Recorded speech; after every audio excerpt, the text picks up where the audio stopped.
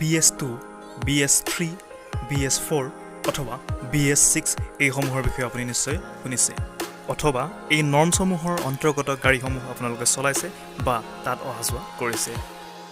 আজিৰ ভিডিঅ'ত আমি আলোচনা কৰিম এই BS অৰ্থাৎ ভাৰত ষ্টেজ এমিশন ষ্টেণ্ডাৰ্ডছৰ বিষয়ে গতিকে অকণ স্কিপ নকৰাকৈ ভিডিঅ'টো শেষলৈকে উপভোগ কৰক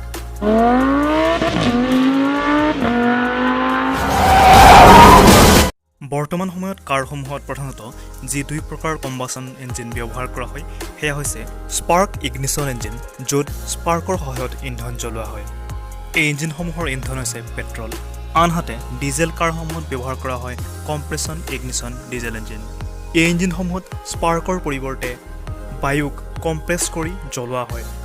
এই ইঞ্জিনসমূহৰ পৰা নিৰ্গত হোৱা ধোঁৱাৰ লগত carbon monoxide hydrocarbon nitrogen oxide আদি গেছ নিৰ্গত হৈ বায়ু প্ৰদূষণ কৰে কাৰসমূহত ব্যৱহাৰ হোৱা ইঞ্জিনৰ পৰা যাতে এই প্ৰদূষক গেছসমূহ বেছিকৈ নিৰ্গত হ'ব নোৱাৰে আৰু মাত্ৰাধিক বায়ু প্ৰদূষণ কৰিব নোৱাৰে তাক নিয়ন্ত্ৰণ কৰিবলৈ ভাৰত চৰকাৰৰ ministry of environment forest and climate change চমুকৈ MOEFCCৰ অধীনত চেণ্ট্ৰেল পলিউশ্যন কণ্ট্ৰল বৰ্ডে কিছুমান এমিশ্যন নৰ্মছ নিৰ্ধাৰণ কৰে এই এমিশ্যন নৰ্মছসমূহকে একেলগে ভাৰত ষ্টেজ এমিশ্যন ষ্টেণ্ডাৰ্ডছ বুলি অভিহিত কৰা হয় ইতিহাসৰ পাত লুটিয়াই চালে দেখা যায় যে 1991 চনত প্ৰথমবাৰৰ বাবে ভাৰতত পেট্ৰল ইঞ্জিনসমূহৰ বাবে এমিশ্যন নৰ্মছসমূহ নিৰ্ধাৰণ কৰা হৈছিল লগতে ডিজেল ইঞ্জিনসমূহৰ বাবে এমিশ্যন নৰ্মছ নিৰ্ধাৰণ কৰা হৈছিল 1992 চনত এই এমিশ্যন নৰ্মছসমূহৰ ক্ষেত্ৰত প্ৰথমটো পৰিৱৰ্তন আহে 1996 চনত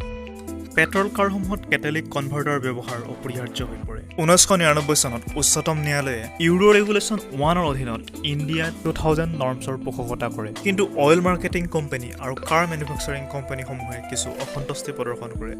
যাৰ ফলত 2002 চনত ভাৰত চৰকাৰে ৰঘুনাথ এম আছেলকাৰৰ নেতৃত্বত এখন কমিটি গঠন কৰি দিয়ে আৰু এই কমিটিখনৰ ৰেকমেণ্ডেশ্যন অনুসৰি 2003 চনত ভাৰত চৰকাৰে নেশ্যনেল অটো ফুয়েল পলিচি ঘোষণা কৰে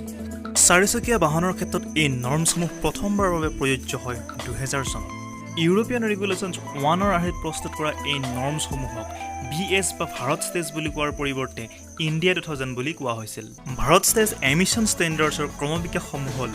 BS2 2001 চনত দিল্লী মুম্বাই কলকাতা আৰু চেন্নাইত আৰম্ভ হৈ 2005 চনত সমগ্ৰ ভাৰততেই প্ৰযোজ্য হৈছিল BS3 আৰম্ভ হৈছিল 2005 চনত আৰু সমগ্ৰ ভাৰততেই প্ৰযোজ্য হৈছিল 2010 চনত একেদৰে 2010 চনত প্ৰযোজ্য হোৱা BS4 সমগ্ৰ ভাৰততে প্ৰযোজ্য হৈছিল 2017 চনত পৰৱৰ্তী সময়ত 2014 চনত অটো ফিউল পলিচি 2003 চনৰ আধাৰত auto fuel and vision policy 2025ৰ বাবে এখন এক্সপাৰ্ট কমিটি গঠন কৰা হয় সৌমিত্ৰ চৌধুৰীৰ সভাপতিত্বত গঠন হোৱা এই এক্সপাৰ্ট কমিটিখনৰ ৰিকমেণ্ডেশ্যনসমূহ আছিল সমগ্ৰ ভাৰততে 2020 আৰু 24 চনত ক্ৰমে BS5 আৰু BS6 ইন্ধন উপলব্ধ কৰোৱা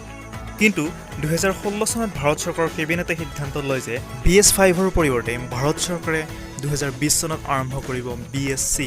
সেই অনুযায়ী 2017 চনৰ 15 নৱেম্বৰ তাৰিখে ভাৰত চৰকাৰৰ পেট্ৰলিয়াম এণ্ড নেচাৰেল গেছ মিনিষ্ট্ৰীয়ে অইল মাৰ্কেটিং কোম্পানীসমূহক 2020ৰ পৰিৱৰ্তে 2018 চনৰ 1 এপ্ৰিলৰ পৰাই BS6 ইন্ধন যোগানৰ বাবে নিৰ্দেশনা প্ৰদান কৰে অৱশ্যে এই নিৰ্দেশনা কেৱল NCR অৰ্থাৎ নেশ্যনেল কেপিটেল ৰিজনৰ কাৰণেহে আছিল পৰৱৰ্তী সময়ত 2020 চনৰ 1 এপ্ৰিলৰ পৰা সমগ্ৰ ভাৰততে ইয়াক প্ৰযোজ্য কৰা হৈছিল আৰু BS4 গাড়ীসমূহৰ বিক্ৰী আৰু ৰেজিষ্ট্ৰেশ্যনৰ ক্ষেত্ৰত প্ৰতিবন্ধকতা লগোৱা হৈছিল অৱশ্যে লকডাউনৰ কাৰণে এই সময়সীমা 15 জুনলৈ বৃদ্ধি কৰা হৈছিল এমিশ্যন নৰ্মছসমূহৰ ক্ষেত্ৰত বৰ্তমান ৰাজপথত চলি থকা BS4 অথবা BS6ৰ মাজত থকা পাৰ্থক্যসমূহ এনেধৰণৰ এই চাৰ্টখন বিশ্লেষণ কৰিলে আমি দেখা পাওঁ যে BS4ৰ তুলনাত BS6 যথেষ্ট পৰিমাণে ইকো ফ্ৰেণ্ডলি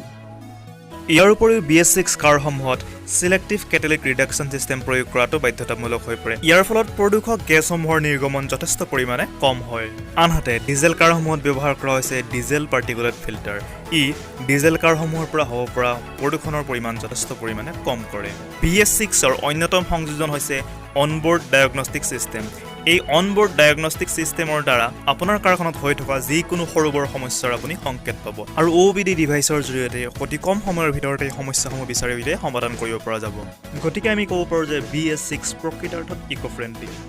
ভিডিঅ'টো চাই যদি আপুনি ভাল পালে আৰু যদি ভিডিঅ'টোৱে আপোনাক অকমান হ'লেও উপকৃত কৰিছে আমাৰ ভিডিঅ'টো লাইক কৰিবলৈ একেবাৰে নাপাহৰিব এই সম্পৰ্কে যদি আপোনাৰ কিবা মতামত আছে আমাক কমেণ্ট কৰি নিশ্চয়কৈ জনাব